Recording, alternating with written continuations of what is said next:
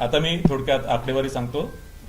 एकूण महानगरपालिका ज्यांची निवडणूक होणार आहे त्या 29 आहे. एकूण जागा म्हणजे एकूण जागा ज्यासाठी निवडणूक होणार आहे ते 2869 जागांसाठी निवडणूक होणार आहे.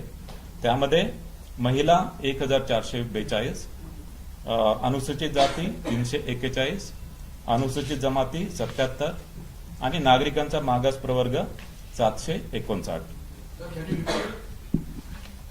एकूण महानगरपालिका 29, एकूण जागा 2869, महिला 1442, अनुसूचित जाती 341, अनुसूचित जमाती 77, नागरिकांचा मागास प्रवर्ग 759.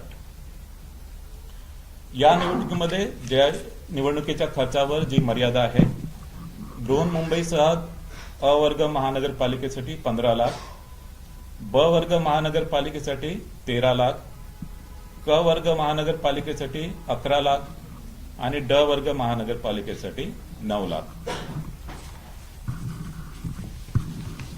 आजपासून संबंधित सर्व 29 महानगरपालिका क्षेत्रात आचारसंहिता लागू करण्यात आली आहे.